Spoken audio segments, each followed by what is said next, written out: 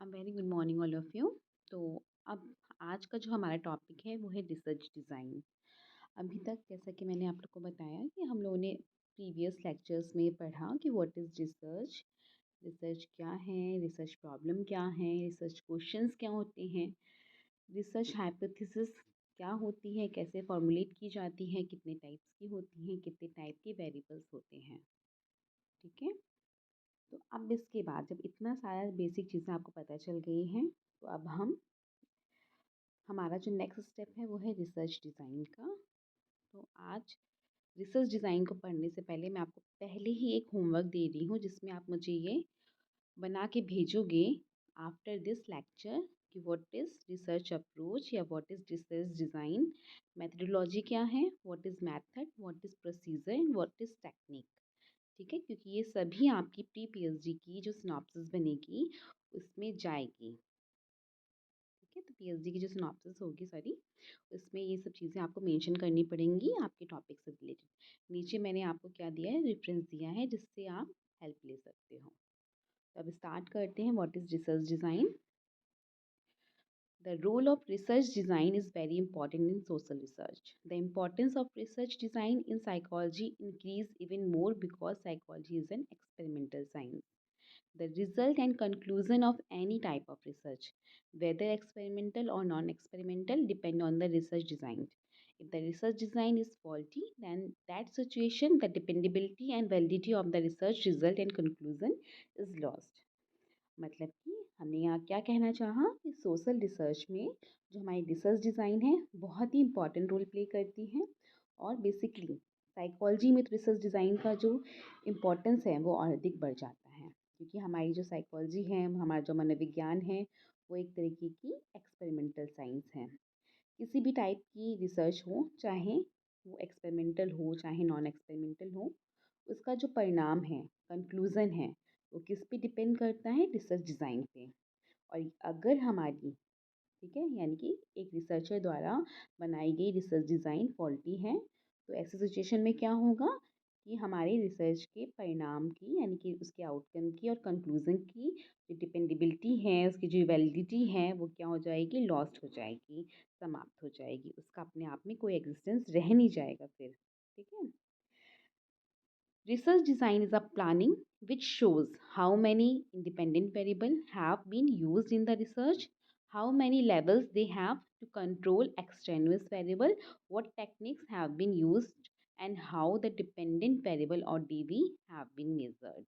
It is clear that research design is a scientific project to get answer about research problem or outline. यानी कि research design क्या है? एक planning है जिससे हमें पता चलता है कि रिसर्च में कितने आईवी हैं, उसके कितने लेवल्स हैं। एक्सटेन्यूअस वेरिएबल को कंट्रोल करने के लिए हम किन किन टेक्निक्स का, किन किन मेथड का यूज़ कर रहे हैं। डिपेंडेंट वेरिएबल को हम किस तरीके से ऑब्जर्व कर रहे हैं, किस तरह से उसको मेज़र कर रहे हैं। तो basically research design research problem के बारे में एक अप्रोप्रिएट आंसर, ठीक है, ऑब्टेन करने के लिए एक स्पेसिफिक प्लान है, एक आउटलाइन है। और कर्लिंगर ने भी अपनी डेफिनेशन को देते हुए बताया कि research design is a plan and structure made for conducting research through which answers to research problems are obtained. या इसको इस तरह से भी कह सकते हैं कि research design is a plan and structure of investigation so conceived as to obtain answer to research problem. यानी कि रिसर्च डिज़ाइन रिसर्च करने के लिए बनी हुई एक ऐसी प्लान और स्ट्रक्चर है जिसके द्वारा शोध समस्याओं का उत्तर हम प्राप्त कर पाते हैं। तो बेसिकली ये जो डेफिनेशन है, इसके बेस पे हमें रिसर्च डिज़ाइन की कुछ स्पेसिफिक कैरेक्टरिस्टिक्स के बारे में पता चलता है। पहला कि रिसर्च डिज़ाइन क्या है? एक प्लान है, ठीक है, which is prepared by researcher, जो रिसर्चर प्रिपेयर करता है, ठीक है, और इस ढंग से प्रिपेयर करता है कि उसमें हाइपोथेसिस राइटिंग तथा उसकी ऑपरेशनल इम्प्लीकेशन से लेके डेटा की फाइनल एनालिसिस तक की पूरी आउटलाइन होती है। ठीक है, देखो मैंने मेंशन भी किया है, research design is a plan which is prepared by the researcher in such a way that it includes everything from hypothesis writing and its operational implication to the final analysis of data. Outline is contained. It is clear from this that research design is to provide empirical evidence about the research topic. ठीक है। मतलब कि research design research के जो भी topics होते हैं, जो भी इससे रिलेटेड सब टाइटल्स होते हैं, उसके बारे में एक एम्पिरिकल एविडेंस देने के लिए एक साइंटिफिक प्लान है। दूसरा कैरेक्टरिस्टिक्स इसकी ये है कि सिर्फ एक ही प्लान नहीं है बल्कि एक स्ट्रक्चर है ना, जिसमें हम रिसर्च में इंक्लूड किए जाने वाले सभी वेरिएबल्स के आपसी रिलेशनशिप को स्टडी करने के लिए एक मॉडल देख पाते हैं या मॉडल होता है। ठीक है, तो बेसिकली रिसर्च डिज़ाइन रिसर्च की एक ऐसी स्ट्रक्चर है जिसके द्वारा रिसर्च में प्रयोग होने वाले चरों की संख्या यानी कि वेरिएबल्स की संख्या, उनके लेवल्स, उनकी वैल्यूज़ और उनके उपयोग में आने वाले ऑपरेशनल यानी कि स्टैटिस्टिकल ऑपरेशंस के बारे में हम एक पैराडाइम जान पाते हैं, पैराडाइम प्रस्तुत करते हैं। ठीक है, एज अ रिसर्चर हम क्या कर रहे हैं अपनी रिसर्च डिज़ाइन में एक रिसर्च पैराडाइम प्रेजेंट करते हैं जिसके थ्रू हमें पता चल पाता है क्या वेरिएबल्स हैं, क्या रिसर्च क्वेश्चंस हैं, वेरिएबल्स हैं, तो आईवी क्या है, डीवी क्या है, उसके कितने लेवल्स हैं, हम डीवी को कैसे मेज़र कर रहे हैं, एक्सटेनुअस वेरिएबल को हम कैसे कंट्रोल कर रहे हैं। तो बेसिकली क्या है, एक स्ट्रक्चर है। ठीक है, नेक्स्ट क्या है इसकी कैरेक्टरिस्टिक्स कि रिसर्च डिज़ाइन एक ऐसी प्लान और स्ट्रक्चर है जिसके द्वारा हम रिसर्च प्रॉब्लम का एक एप्रोप्रिएट आंसर प्रिपेयर कर पाते हैं। ठीक है, तो बेसिकली इट्स अ प्लान और structure and strategy of investigation so conceived as to obtain answer to research question or problems। आप एक एग्जाम्पल के थ्रू हम यहाँ पे देख सकते हैं कि इसमें क्या किया गया है। जो एग्जाम्पल मैंने दिया, we can bring more clarity in the explanation of the above mention feature of research design through an example. Suppose a researcher is evaluating the meaningfulness of a lesson on the ability to learn a lesson, wants to study what effects it has. In this study, ability to learn the text is a dependent variable and meaningfulness of the text is an independent variable। तो basically इसमें क्या किया गया है कि जो researcher है वो ये देखना चाहता है कि किसी पार्ट को सीखने की क्षमता पर, ठीक है, उस लेसन की मीनिंगफुलनेस का क्या इफेक्ट पड़ता है। ठीक है, तो यहाँ पे तो एबिलिटी टू लर्न क्या है, डिपेंडेंट वेरिएबल है, और मीनिंगफुलनेस क्या हो जाएगा, इंडिपेंडेंट वेरिएबल है। तो इस रिसर्च की सबसे जो इजी डिज़ाइन की हो सकती है, उसमें हम क्या करेंगे कि जो हमारा पार्ट है, ठीक है, एबिलिटी टू जो लर्न है, उसमें हम वो जो एबिलिटी टू लर्न है वो हम क्या है, डिपेंडेंट वेरिएबल है, और मीनिंगफुलनेस क्या है, हमारी इंडिपेंडेंट वेरिएबल है।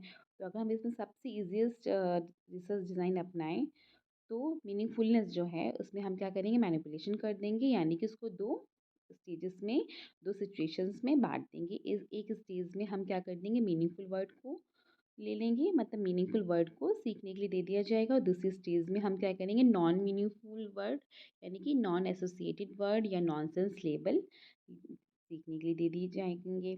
तो यहाँ पे हाइपोथेसिस हम बना सकते हैं कि व्यक्ति मीनिंगफुल वर्ड को नॉन मीनिंगफुल वर्ड या नॉनसेंस लेबल के कंपैरिजन में जल्दी सीख लेगा। फिर हम यहाँ क्या करेंगे, रैंडमली सेलेक्ट करेंगे सब्जेक्ट्स को और दोनों ही सिचुएशन में रैंडमली असाइन कर देंगे। फिर एक सिचुएशन में सब्जेक्ट्स, पहले तो ये होगा कि सब्जेक्ट अगर 10 हैं तो 5-5 चले जाएंगे पर्टिकुलर सिचुएशंस में रैंडमली। ठीक है, फिर हम ये देखेंगे कि हर स्टेज में, ठीक है, पार्ट को सीखने में जितना भी समय लिया है, जितनी भी एरर्स हुई हैं, टाइम, और उसमें जो एरर्स आई हैं, फिर हम उसके बेसिस पे क्या कर लेंगे, मीन ज्ञात कर लेंगे और दोनों का कंपैरिजन कर लेंगे, और फिर हाइपोथेसिस को क्या करेंगे, अप्रूव करेंगे या रिजेक्ट करेंगे on the basis of our outcome. तो इस ये जो सिंपलेस्ट रिसर्च डिज़ाइन हमने बनाई, तो इसमें क्या था, हाइपोथेसिस राइटिंग से लेके, ठीक है, डेटा एनालिसिस तक की पूरी आउटलाइन हमने दे रखी है।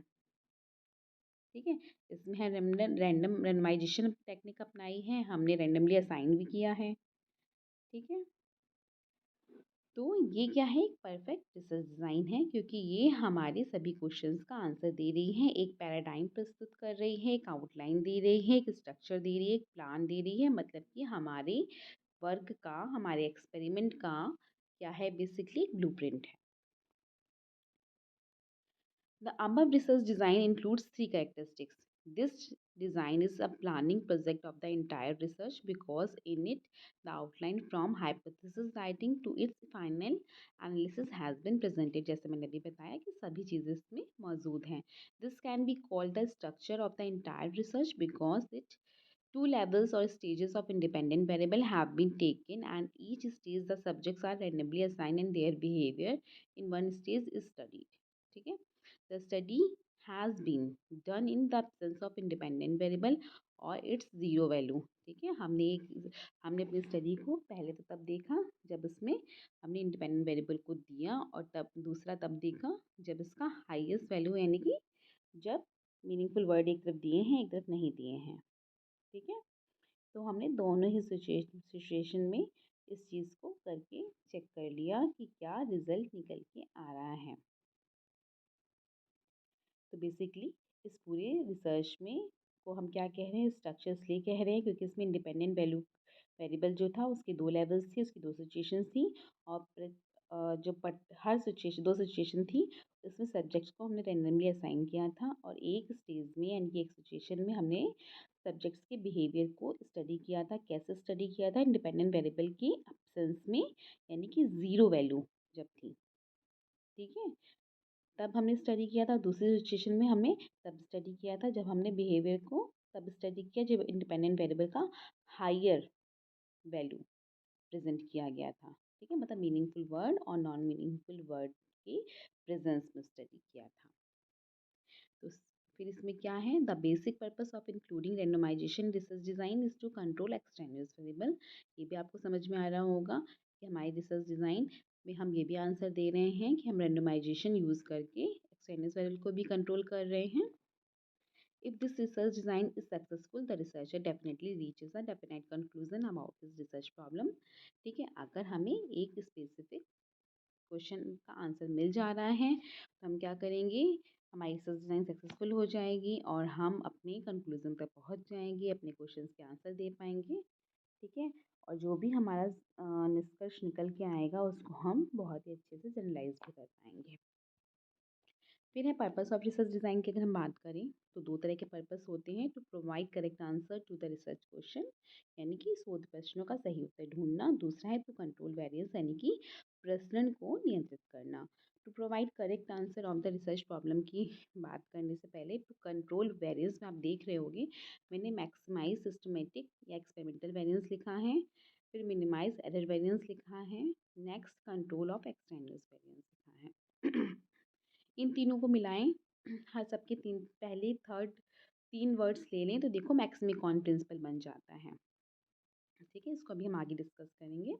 इससे पहले ये देख लेते हैं to provide correct answer to research question. अब इसमें क्या है कि रिसर्चर रिसर्च डिज़ाइन के बेस पे अपनी रिसर्च प्रॉब्लम्स, ठीक है, जो भी इसकी पर्टिकुलर सब्जेक्ट से रिलेटेड रिसर्च प्रॉब्लम थी या जो भी क्वेश्चंस थे उसका एक वैलिड और ऑब्जेक्टिव आंसर ढूंढने का एफर्ट करता है. इस तरह से रिसर्च डिज़ाइन द्वारा रिसर्चर रिसर्च प्रॉब्लम्स के सॉल्यूशन से रिलेटेड कुछ एम्पिरिकल एविडेंसेस को क्या करता है, कलेक्ट कर लेता है तथा रिसर्चर एक लास्ट डिसीजन तक पहुंच पाता है इसकी बेस पे. अब क्वेश्चन ये उठ रहा है यहाँ पे कि रिसर्च डिज़ाइन द्वारा ये कार्य हम कैसे कर पाएंगे एज अ रिसर्चर. तो रिसर्च में जितने भी वेरिएबल्स के बीच में जो भी रिलेशनशिप पाया जा रहा है उसको हम स्टडी करने के लिए एक प्लान देते हैं. तो एक तरह से रिसर्च डिज़ाइन रिसर्चर को यह बताता है कि उसे किस ढंग से यानी कि हमारी जो रिसर्च है उसमें जो रिसर्च के वेरिएबल्स हैं उसे हम किस तरह से ऑब्जर्वेशन करें, किस तरह से मेज़र करें, हमें आगे क्या करना चाहिए, हम क्वांटिटेटिव फैक्ट की एनालिसिस कैसे करें. क्वालिटेटिव फैक्ट है तो हम उसे किस फॉर्म में मेज़र करें. तो एक एज अ साइंटिस्ट या as a researcher research design हमें ये बता रहा है कि हम ऑब्जर्वेशंस किस तरह से करें, हमारे ट्रीटमेंट जो हम दे रहे हैं in the form of independent variable वो कितने होने चाहिए, कितनी सिचुएशंस होनी चाहिए, कितने एक्टिव वेरिएबल्स होने चाहिए, कितने एट्रीब्यूट वेरिएबल होने चाहिए. एक्टिव वेरिएबल अगर हम यूज़ कर रहे हैं तो उसमें मैनिपुलेशन कैसे किया जाना चाहिए. इस तरह से रिसर्च डिज़ाइन रिसर्चर के ऑब्जर्वेशन तथा एनालिसिस की जो ऑपरेशंस हैं उनको क्या करता है, गाइड करता है और उन्हें उनके शोध प्रश्नों का यानी कि रिसर्च क्वेश्चंस का एक एप्रोप्रिएट और वैलिड आंसर ढूंढने में हेल्प करता है। नेक्स्ट है टू कंट्रोल वेरिएंस। तो जो कंट्रोल वेरिएंस की बात हम कर रहे हैं, तो रिसर्च डिज़ाइन का एक टेक्निकल पर्पस है वेरिएंस को कंट्रोल करना। अगर हम इसको नहीं कंट्रोल करेंगे तो हमारा रिजल्ट वही बात है कि फॉल्टी हो जाएगा, बायस हो जाएगा। इसलिए इसको बहुत ही इम्पोर्टेंट बताया गया है, क्योंकि यदि कभी भी और कहीं भी रिसर्च को करते समय इस पर्पस को अगर हम प्राप्त करने में असमर्थ हो जाते हैं, अपने आप को अनेबल महसूस करते हैं, तो हम क्या करेंगे, सही अर्थों में अपनी रिसर्च को गलत डायरेक्शन दे देंगे। ठीक है, तो रिसर्च डिज़ाइन एक क्या है, कंट्रोल मैकेनिज्म के रूप में कार्य करता है। तो इसमें सबसे इम्पॉर्टेंट वर्क होता है उसका, इसको कंट्रोल करना, क्या काम करना, वेरिएंसेस को देखना, समझना, अकॉर्डिंगली इसको कंट्रोल करना या बढ़ाना। अब किसको बढ़ाएंगे, हम एक्सपेरिमेंटल वेरिएंस को बढ़ा देंगे, एक्सट्रेनियस वेरिएबल को कंट्रोल करेंगे और एरर वेरिएंस को मिनिमाइज कर देंगे। ठीक है, इसलिए इसको बोला है मैक्समिकॉन प्रिंसिपल।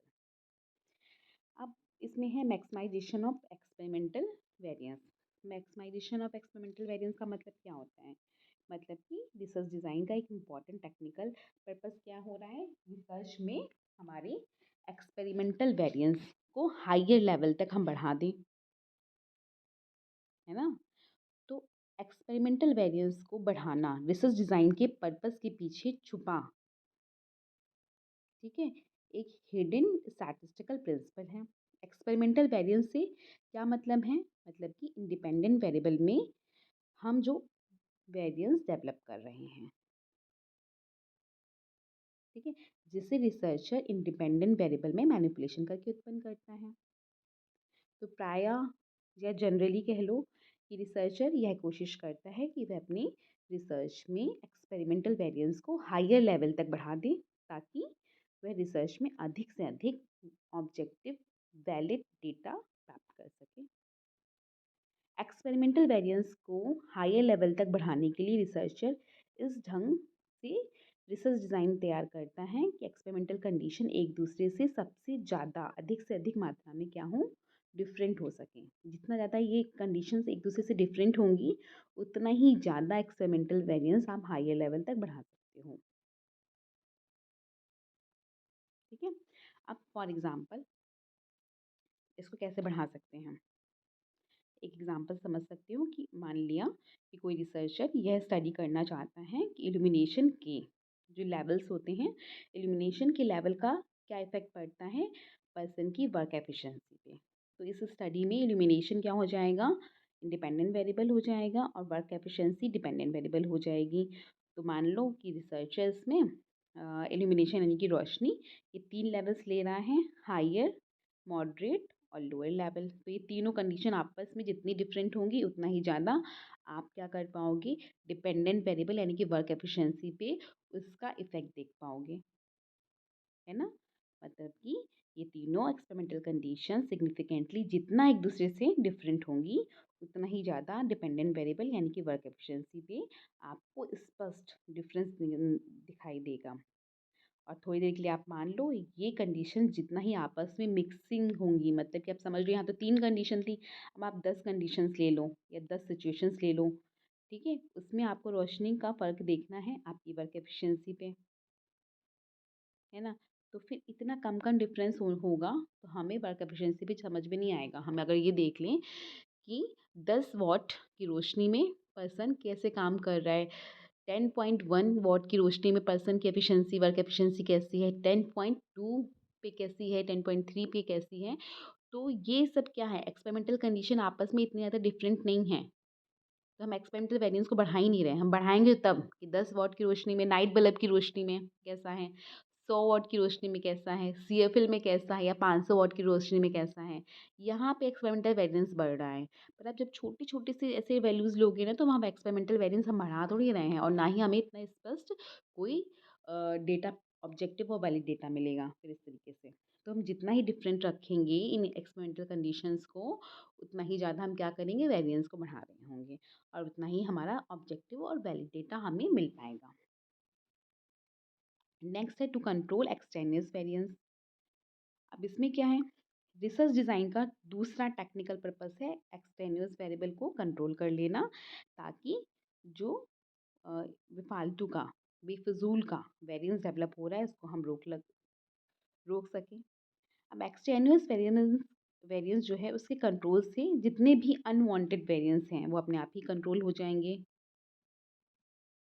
ठीक है, तो जो ऐसे वेरिएबल्स की इफेक्ट से डेवलप हो रही होंगी जिसको स्टडी करने में रिसर्चर का कोई भी इंटरेस्ट नहीं है।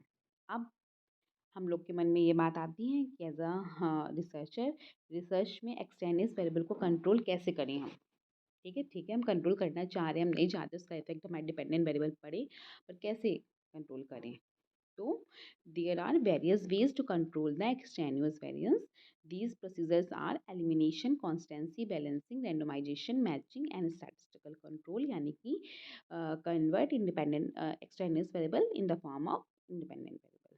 ठीक है, अब क्या है इसमें एलिमिनेशन मतलब कि रिसर्च में या प्रयोग में एक्सटेनियस वेरिएबल को कंट्रोल करने का सबसे इजीएस्ट वे क्या है, उसी एक्सपेरिमेंटल सिचुएशन से हम एलिमिनेट करते हैं, ताकि अपने आप ही डिपेंडेंट वेरिएबल पे जो उसका इफेक्ट पड़ रहा था वो अपने आप ही एलिमिनेट हो जाए। फॉर एग्जांपल, जैसे कि एक्सटर्नल नॉइज़ जो भी आ रही हैं वो आपके लिए एक एक्सटेनियस वेरिएबल है। तो हम क्या करें, अपनी प्रयोगशाला को क्या कर ले, साउंड प्रूफ बना दें, अपनी लेबोरेटरी को हमने साउंड प्रूफ कर दिया, और जो भी एक्सपेरिमेंट हम कर रहे थे हम उसे ऐसे जगह पे करें जो साउंड प्रूफ हो जाए। तो फिर ये क्या हो जाएगा कि हमने यहाँ पे एलिमिनेशन कर दिया।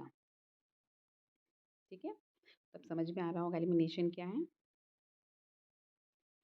अब दूसरी चीज़ इसमें ये भी हो सकती है कि फॉर एग्जांपल मान लो कि कोई जो एक्सपेरिमेंटर है लेंथ ऑफ टेक्स्ट का इफेक्ट देखना चाहता है कि लर्निंग रेट पे क्या पड़ता है। तो ये जानने के लिए वो क्या करेगा, इस एक्सपेरिमेंट में जो उसकी जो लेसन की मीनिंगफुलनेस है, ठीक है, वो एक एक्सटेनियस वेरिएबल हो सकता है। तो इसमें अंतर होने पे पार्ट जो होगा जल्दी सीख लेगा, मीनिंगफुल होगा तो जल्दी सीख लेगा, नॉन मीनिंगफुल होगा तो एक कांस्टेंट रहेगा। तो यहाँ पे वो क्या करेगा, इसको मीनिंगफुलनेस को हटा ही देगा, वो हटा एलिमिनेट कर देगा, यानी कि मीनिंगफुलनेस को यूज़ ही ना करें, नॉनसेंस लेबल को यूज़ करें, तो एलिमिनेशन कर दिया फिर उसने ना। नेक्स्ट क्या है, matching. Matching is also a non experimental design procedure use to control the extraneous source of variance. अब ठीक है, वही है कि मैच करा लेते हैं हम इसमें चीज़ों को कैसे, in case of controlling organismic and background variable, matching is used in this procedure, the relevant variable are equated और held constant across all the condition of experiment. यानी कि जब हम इस प्रोसीजर को यूज़ करते हैं तो जितने भी हमारे एक्सटेन्यूअस वेरिएबल होते हैं, इररेलेवेंट वेरिएबल होते हैं, वो इक्वेट हो जाते हैं और कांस्टेंट हो जाते हैं। Suppose if the researcher finds that the variable of intelligence is highly correlated with the dependent variable, ठीक है, it is better to control the variance through matching on the variable of intelligence। तो हम क्या करेंगे, एक ही तरह की IQ वाले सभी बच्चों को मैच करा के सेलेक्ट कर लेंगे, that is the matching. Constituency क्या है, एक्सटेनियस वेरिएबल को रिसर्च या एक्सपेरिमेंटल कंडीशन में एलिमिनेट करना या मैच करना जब पॉसिबल नहीं होता तो हम कॉन्स्टेंसी का सहारा लेते हैं। इससे क्या होता है, जो वैल्यूज़ होंगी वो सभी कंडीशंस में एक इक्वल रख देंगे, हम कांस्टेंट रख देंगे। ठीक है, तो इसलिए इसे बोला गया कॉन्स्टेंसी। इससे क्या होगा, उसके जो इफेक्ट होंगे वो कंट्रोल हो जाएंगे। इन अदर वर्ड्स, कंट्रोल की इस कंडीशन में सभी सब्जेक्ट्स को हम एक्सट्रेनियस वेरिएबल के एक ही वैल्यू से क्या कराएंगे, कन्फ्रंट कराएंगे। इससे हम ये मान के चलेंगे कि सभी सब्जेक्ट्स पे एक ही वैल्यू से कन्फ्रंट कराने की वजह से सब पे एक जैसा इफेक्ट हो रहा है।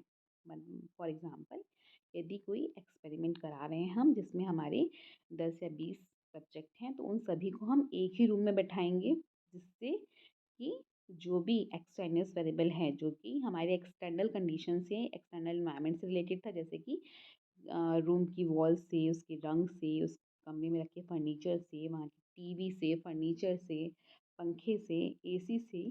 ठीक है, तो अब क्या होगा, यहाँ पे कांस्टेंट हो जाएंगी सारी चीज़ें और सब पे एक ही जैसा इफेक्ट पड़ेगा। नेक्स्ट है हमारा बैलेंसिंग। बैलेंसिंग में क्या होता है, बैलेंस में ना, जैसे आपको नाम से ही लग रहा होगा, हम बैलेंस कर लेते हैं। जब रिसर्चर या एक्सपेरिमेंटर एक्सटेर्नस वेरिएबल को कंट्रोल करने के लिए एक्सपेरिमेंटल कंडीशन को कांस्टेंट नहीं रख पाता, या उसकी मैच नहीं कर पाता, या एलिमिनेशन नहीं कर पाता, तो वो बैलेंसिंग का सहारा लेता है। पर बैलेंसिंग दो सिचुएशन में कर सकते हैं कि जब रिसर्चर एक्सटेर्नस वेरिएबल को पहचान नहीं पा रहा हूँ, अनेबल फील कर रहा हूँ कि भाई उसे नहीं पता कि कौन कौन से एक्सटेर्नस वेरिएबल हैं। दूसरा, जब रिसर्चर एक्सटेर्नस वेरिएबल की पहचान करके उसे कंट्रोल करने के लिए कुछ स्पेसिफिक स्टेप उठाए, तब वो बैलेंसिंग का सहारा लेता है।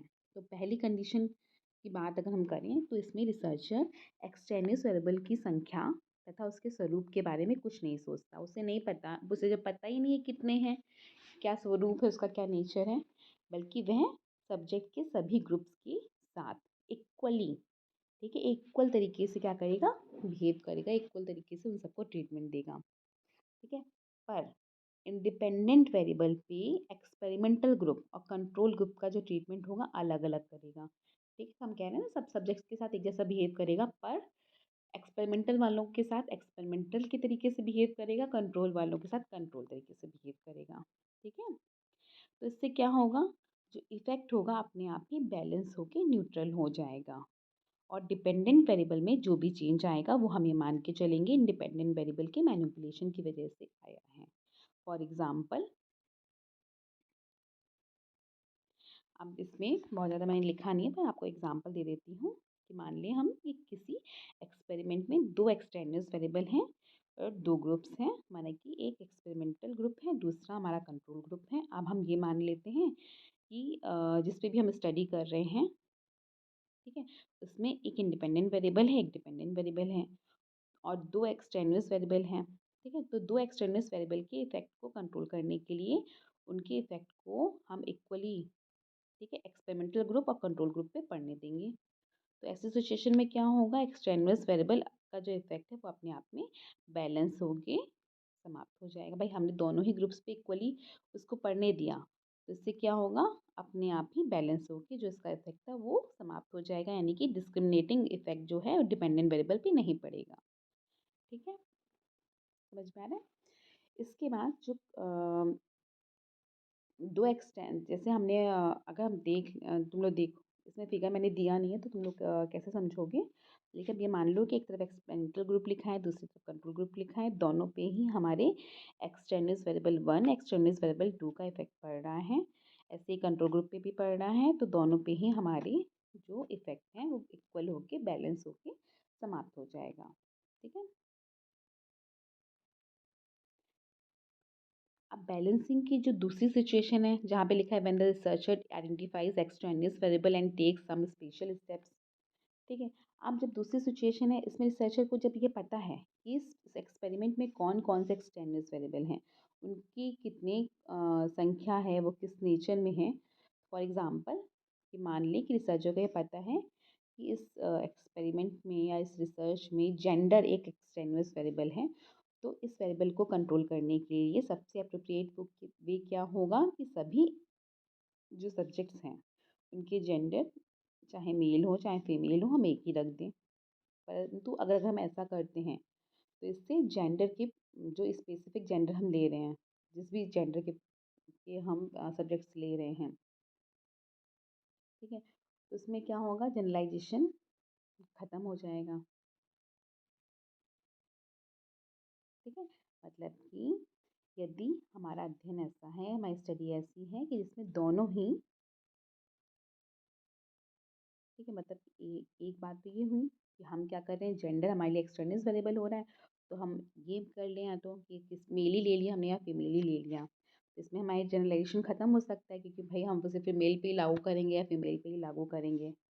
परंतु अगर हमारी स्टडी ऐसी है जिसमें हमें दोनों को ही लेके चलना है, मेल को भी लेना है फीमेल को भी लेना है, तो रिसर्चर क्या करेगा फिर ऐसी सिचुएशन में, एक कुछ स्पेसिफिक स्टेप उठाएगा। जैसे कि ऐसी सिचुएशन में रिसर्चर क्या कर सकता है कि सभी ग्रुप्स में दोनों ही जेंडर की सब्जेक्ट्स को इक्वल इक्वल नंबर्स में सेलेक्ट कर ले और बैलेंस कर दे, है ना। तो इस बैलेंस स्टेज में डिपेंडेंट वेरिएबल पे जो जेंडर का इफेक्ट है वो क्या पड़ेगा, बैलेंस रूप में पड़ेगा, इक्वल पड़ेगा। और डिपेंडेंट वेरिएबल पे जो जेंडर के इफेक्ट से डेवलप जो डेवलप होने की वजह से जो भी इफेक्ट पड़ रहा था वो भी इक्वल हो जाएगा, और दोनों ही ग्रुप्स पे जो इफेक्ट पड़ रहा है वो भी इक्वल हो जाएगा। तो मतलब कहने वाली बात ये है हमें यहाँ पे भी उसको इक्वल कर देना है। फिर है नेक्स्ट हमारा counter balancing. What is counter balancing? Counter balancing का हम यूज़ तब करेंगे जब एक्सटेन्यूस वेरिएबल के इफेक्ट को हम एक्सपेरिमेंट या रिसर्च में कंट्रोल करते हैं। ठीक है, तो एक से अधिक एक्सपेरिमेंटल कंडीशन भी होती हैं। भाई हमने एक ही तरह के सब्जेक्ट्स ले लिए या एक ही तरह के ग्रुप ले लिए और बार बार हम उसको यूज़ करे जा रहे हैं। सुबह से शाम तक हम उसी ग्रुप से काम करा रहे हैं, सुबह से शाम तक हम उसी बच्चे से काम करा रहे हैं। तो बार बार एक ही तरह की एक्सपेरिमेंटल कंडीशन में काम करने की वजह से दो तरह के इफेक्ट डेवलप हो जाते हैं। ऑर्डर इफेक्ट, ठीक है, ऑर्डर इफेक्ट में क्या आता है? प्रैक्टिस और फटीग इफेक्ट। ठीक है, अब जब सब्जेक्ट्स एक्सपेरिमेंटल कंडीशन ए से बी में कार्य करते हैं या बी से ए में कार्य करते हैं तो प्रैक्टिस इफेक्ट के कारण क्या होगा? एक्सपेरिमेंटल कंडीशन बी में उसका परफॉर्मेंस क्या हो जाएगा? अच्छा हो जाएगा। और जब बी से ए में काम करने लगते हैं तो क्या हो जाएगा? फटीग इफेक्ट के कारण उनका परफॉर्मेंस क्या हो जाएगा? बी में पहले की अपेक्षा कम हो जाएगा। तो ये कंट्रोल करने के लिए हमें क्या करना है? दोनों ही तरीके ट्रीटमेंट प्रोवाइड करने हैं ताकि दोनों के जो इफ़ेक्ट हैं आपस में काउंटर बैलेंस हो जाएं। अब नेक्स्ट क्या है उसमें? रैंडमाइजेशन। रैंडमाइजेशन आपको पता है कि हम जब पॉपुलेशन से लोगों को चुन रहे हैं, ठीक है, तो हमें सैंपल में चुनते समय इक्वल इम्पोर्टेंस देनी है, इक्वल चांस देना है। एक का सिलेक्शन दूसरे के सिलेक्शन को इफ़ेक्ट नहीं करना चाहिए। तो रैंडमाइजेशन एक ऐसी टेक्निक है जिसमें हम किसी भी पर्सन को पॉपुलेशन से सैंपल में चुने जाने के लिए इक्वल प्रोबेबिलिटी देते हैं, इक्वल चांस देते हैं। ठीक है, इसके लिए हम table of random error, fishbowl technique, lottery technique, ठीक है, ये सभी यूज़ कर सकते हैं। इसको आपने डिटेल में पढ़ा है अच्छे से। अब इसमें एक हमारा है जो इसमें रैंडमाइजेशन तो है इसमें। इसके बाद हमारा आता है minimization of error variance. Minimization of error variance में क्या होगा कि जब रिसर्च डिज़ाइन का तीसरा टेक्निकल फंक्शन क्या है? एरर वेरिएंस को कम से कम करना। अब यहाँ से हमें कम से कम करना है। एरर वेरिएंस ऐसे वेरिएंस को कहा जाता है जो एक्सपेरिमेंट या रिसर्च में ऐसे फैक्टर से डेवलप होता है जो एक्सपेरिमेंटर या रिसर्चर के कंट्रोल से क्या है? बाहर है, उनके हाथ में नहीं है। तो इसमें कुछ ऐसे फैक्टर होते हैं जो सब्जेक्ट के इंडिविजुअल डिफरेंसेस की वजह से, यानी कि आपके एटीट्यूड में डिफरेंस होगा, अटेंशन में डिफरेंस होगा, नीड आदि से रिलेटेड होते हैं। और कुछ ऐसे भी फैक्टर होते हैं जो कि एरर ऑफ मेजरमेंट की वजह से आ जाते हैं, यानी कि रिसर्चर की तरफ से डेवलप होते हैं। ठीक है, ऐसे फैक्टर में कई बार एक ट्रायल से दूसरे ट्रायल में होने वाली रिस्पॉन्सेस में वेरिएशन हो जाता है। कई बार प्रेडिक्शन या गेसिंग की वजह से हो जाता है। Distraction of attention, fatigue, mental boredom, transient lapse of memory, ये सभी क्या है? मेन रोल प्ले करते हैं। एरर वेरिएंस का बेसिकली जो नेचर होता है सेल्फ कंपनसेटिंग होता है। ठीक है, मतलब कि कभी कभी ये वेरिएंस पॉजिटिव होता है, कभी कभी ये निगेटिव होता है। कभी पॉजिटिव कभी निगेटिव होने से इस तरह के जो एरर्स होती हैं उसमें क्या होता है? वो एक दूसरे को कैंसिलेशन करती रहती हैं। तो कई वजह से इस तरह की मेजरमेंट में जो एरर्स का मीन आएगा वो क्या हो जाएगा? ज़ीरो हो जाता है, क्योंकि कैंसिलेशन सेल्फ कंपनसेटिंग है। तो एरर वेरिएंस का जो स्वरूप है अनप्रिडिक्टेबल भी होता है क्योंकि ये रैंडम एरर पे बेस्ड होती हैं। तो सबसे अच्छा तरीका क्या है एरर वेरिएंस को कम करने का? कि हम एक्सपेरिमेंट या रिसर्च में को कंट्रोल कंडीशन में करें ताकि एक्सपेरिमेंटल सिचुएशन में वेरिएंस उत्पन्न करके हम क्या कर पाएँ? एक्सटेनियस वेरिएंस को काफ़ी ज़्यादा दबा दें, वेरिएंस को बहुत अच्छे से कम कर दें, लो कर दें। और हम रिलायबल मेजर्स का यूज़ करके, रिलायबल टेस्ट का यूज़ करके भी इस वेरिएंस को कम कर सकते हैं। ठीक है? अब आगे बढ़ते हैं। रिसर्च डिज़ाइन की बात कर रहे हैं, तो रिसर्च डिज़ाइन आप क्वांटिटेटिव रिसर्च पे बेस होंगी या क्वालिटेटिव रिसर्च पे बेस होगी या मिक्स्ड रिसर्च पे बेस होगी।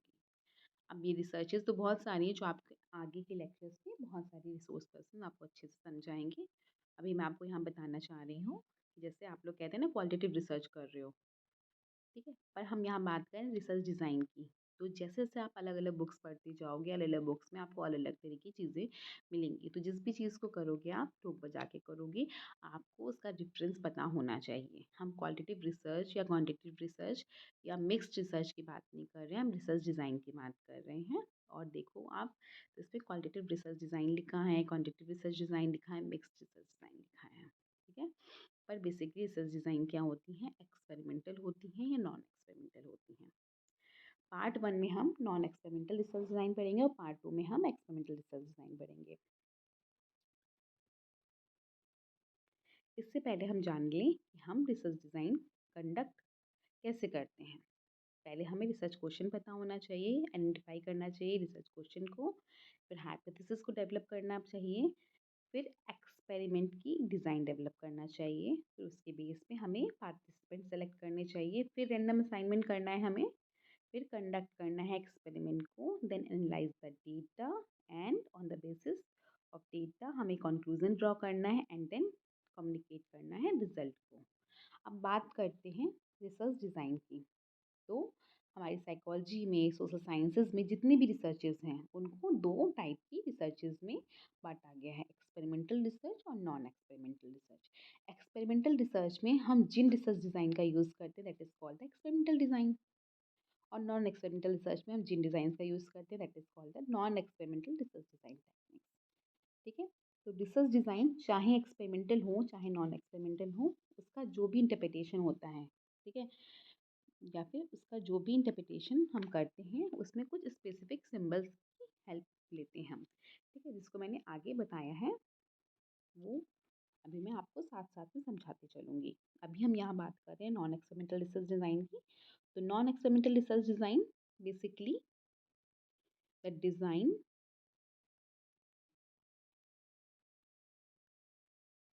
there is no random selection of subjects nor is there random assignment possible in different experimental condition. So non-experimental research design can basically be divided into the following major parts.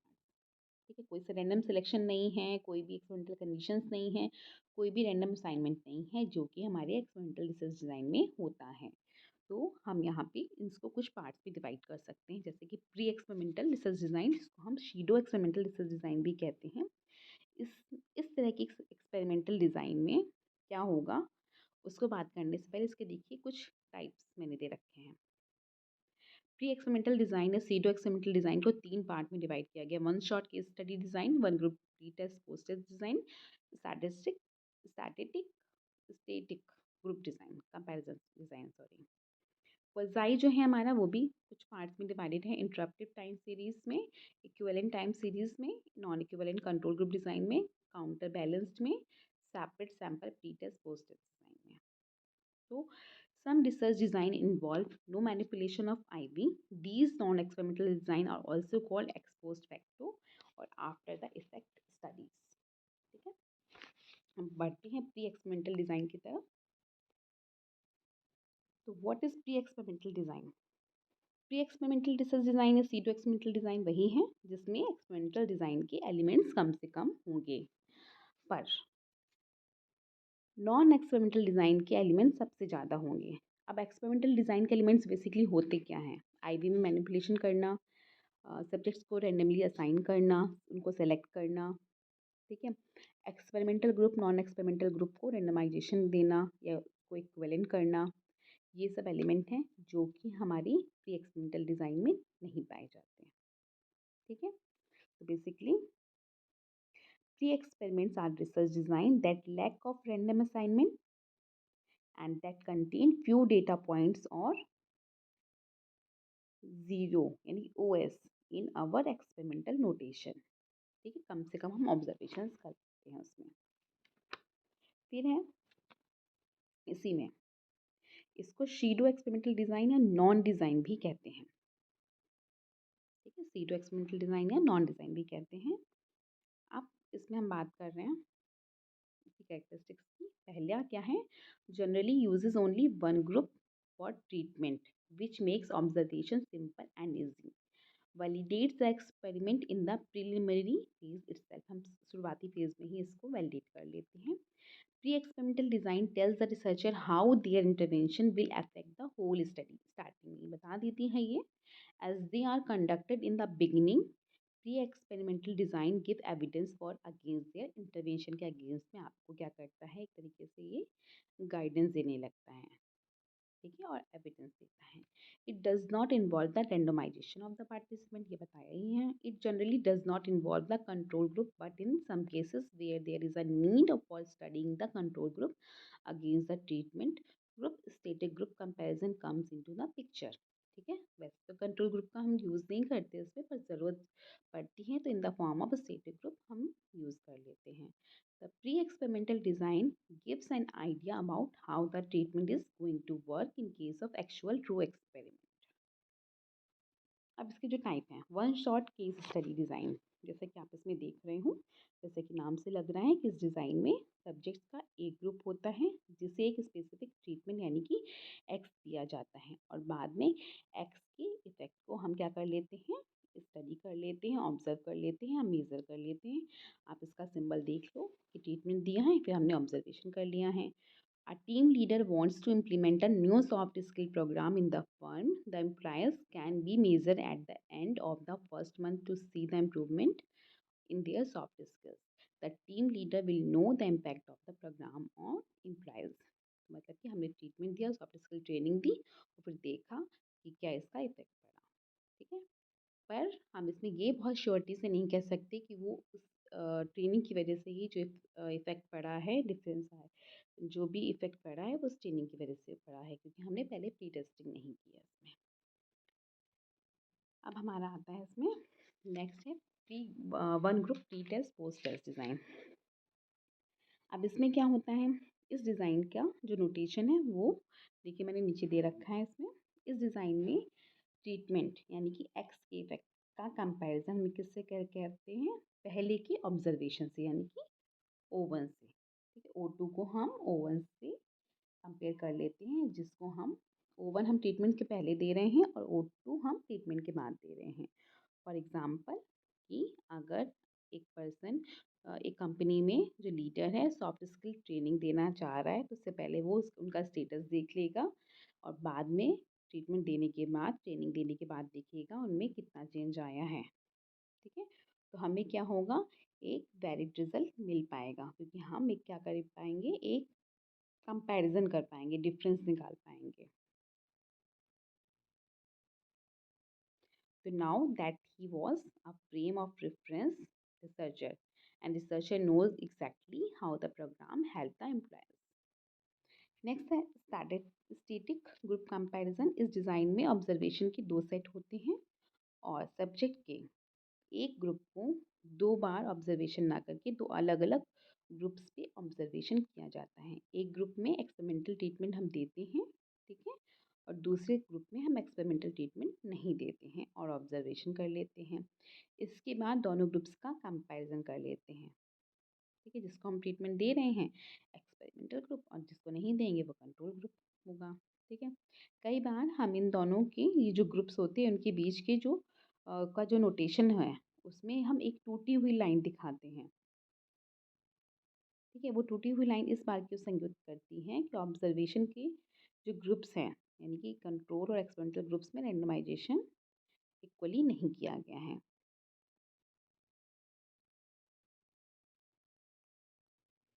सब जगह मैंने वो example दे रखे हैं, आप उसको अच्छे से पढ़ सकते हो।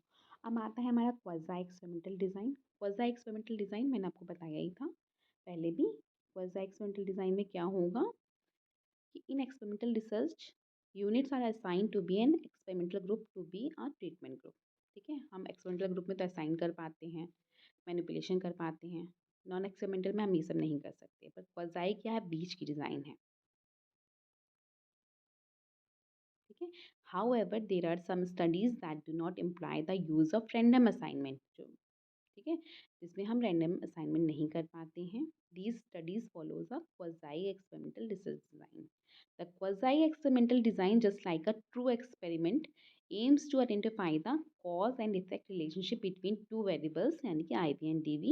The only difference is that the quasi experimental design implies non-random criteria while assigning such experiments.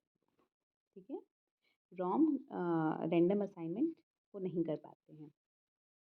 तो जो हमारी क्वाज़ाई एक्सपेरिमेंटल डिज़ाइन है, इसमें हम सब्जेक्ट को रैंडम असाइनमेंट, ठीक है, ट्रीटमेंट ग्रुप में यानी कि हमारा एक्सपेरिमेंटल ग्रुप में और कंट्रोल ग्रुप में, ठीक है, ट्रीटमेंट ग्रुप या कंपैरिजन ग्रुप में नहीं कर पाते, रैंडमली हम असाइन नहीं कर पाते।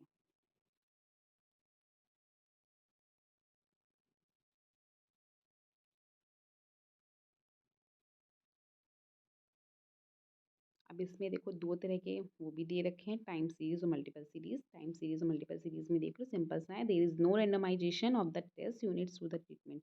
सिंपल सी बात है, जो भी हम ट्रीटमेंट दे रहे हैं ग्रुप्स में, ठीक है, या पर्सनस को, उसमें कोई भी रैंडम असाइनमेंट नहीं होगा, उन ट्रीटमेंट्स का भी रैंडम असाइनमेंट नहीं होगा, ठीक है। The timings of the treatment presentation as well as which test units are exposed to the treatment may not be within the researcher control. वो भी रिसर्चर कंट्रोल में नहीं होगी, जैसे कि कंज्यूमर का attitude, usage panel are an example of quasi experimental design. ठीक है, आपने इसमें देखा ट्रीटमेंट से पहले हमने first month, second month, third, fourth, fifth में बहुत सारे ऑब्जर्वेशन किए, ट्रीटमेंट देने के बाद हमने कई सारे ऑब्जर्वेशन कर डाले। The advantage of time series are that it is easier to interpret the result than one group pre-test and post-test design because of the many measure it takes. बहुत सारे मेजर्स मिले हैं तो हम एक परफेक्ट टाइम पीरियड पे हमें observation का एक डिफरेंस मिल जाता है। ऐसे ही मल्टीपल टाइम सीरीज है, बस में डिफरेंस यही है कि हमारे एक्सपेरिमेंटल ग्रुप में भी हम कई सारे ऑब्जर्वेशन कर रहे हैं और कंट्रोल ग्रुप में भी कई सारे ऑब्जर्वेशंस कर रहे हैं, पर इन दोनों की ट्रीटमेंट की जो कंडीशंस होंगी वो डिफर होंगी। इसको हम ओरिजिनल ट्रीटमेंट देंगे एक्सपेरिमेंटल ग्रुप को, और कंट्रोल ग्रुप को हम आर्टिफिशियल टाइप का ट्रीटमेंट देंगे। ठीक है, अब हमारे बेसिकली आते हैं इंटरप्टेड टाइम सीरीज। अब हम इसमें इंटरप्शन कैसे करेंगे, ट्रीटमेंट देखिए। इंटरप्टेड टाइम सीरीज जो डिज़ाइन है, प्री एक्सपेरिमेंटल वन ग्रुप और प्री टेस्ट और पोस्ट टेस्ट डिज़ाइन का ही एक एक्सटेंडेड फॉर्म है। इस डिज़ाइन में बेसिकली हम क्या कर रहे हैं, सब्जेक्ट का एक ही ग्रुप होगा जिसका कई बार हम ऑब्जर्वेशन थोड़े थोड़े टाइम इंटरवल पर करेंगे। इसके बाद हम एक्सपेरिमेंटल ट्रीटमेंट यानी कि एक्स देंगे, और इसके बाद फिर हम उस ट्रीटमेंट का क्या इफेक्ट होता है उसको भी थोड़े थोड़े टाइम इंटरवल पे ऑब्जर्व करेंगे यानी कि मेज़र करेंगे, और फिर उन दोनों का कंपैरिजन कर लेंगे। ठीक है, तो ये हमारा क्या हो गया, इंटरप्टेड टाइम सीरीज। इसके बाद है equivalent time sample design. Equivalent time sample design में क्या है, ये आपको देखो फिर से जो नोटेशन इसमें दे रखा है उसे समझ में आ रहा होगा कि ये टाइम सीरीज डिज़ाइन का ही एक इम्प्रूव फॉर्म है। इसमें रिसर्चर एक्सपेरिमेंट की एक ग्रुप का क्या कर लेता है, यूज़ कर लेता है, जिसे थोड़े थोड़े टाइम इंटरवल पे वो क्या करेगा, ट्रीटमेंट देगा यानी कि एक्सपेरिमेंटल वेरिएबल देगा, फिर उसका क्या इफेक्ट पड़ रहा है वो देखेगा। ठीक है, इस डिज़ाइन में एक ही ग्रुप को थोड़े थोड़े टाइम पे हम क्या कर रहे हैं, ट्रीटमेंट दे रहे हैं, और फिर उसका जो भी इफेक्ट पड़ रहा है वो हम मेज़र कर रहे हैं। पर इसमें थोड़ा सा टाइम वो भी होता है जब हम कुछ भी नहीं करते, इसको हम क्या कहते हैं, वॉश आउट पीरियड। ठीक है, जैसे कि आप इसमें देख रहे हो, observation of the outcome are take, it is clear from this design that in this the same group is given treatment after each एक्सवेन। ठीक है, हमने ट्रीटमेंट दिया, फिर हमने उसके इफेक्ट को ऑब्जर्व किया। The equivalent time sample design is a quasi experimental method where the intervention is administered several times and the intervention is taken away several times. Observation of the outcome are taken after each administration of the treatment and after each time period where the intervention is taken away. The time period is between administration of the treatment and taking away the treatment is called washout period. ठीक है, हमने क्या किया कि T for treatment दिया, M1 for observation किया, N2 यानी कि वॉश आउट पीरियड। ठीक है, तो ये जो बीच का खाली समय है वॉश आउट पीरियड कहलाएगा हमारा। नेक्स्ट है, इसमें एक एग्जांपल दे रखा है कि मान लें कि कोई रिसर्चर स्टूडेंट्स के एक ग्रुप में 30 मिनट, 30 मिनट से आधे घंटे तक या 40 मिनट तक रोज़ नेशनलाइजेशन पे बनाई गई एक फ़िल्म को दिखाकर नेशनलाइजेशन के प्रति उनका क्या एटीट्यूड है या नेशनलाइजेशन के प्रति उनके एटीट्यूड पे पड़ने वाले इफ़ेक्ट को स्टडी करना चाहता है। तो इसके लिए क्या कर रहा है, वो प्रो नेशनलाइजेशन पे बनी एक फ़िल्म उनको दिखा रहा है, मूवी दिखा रहा है।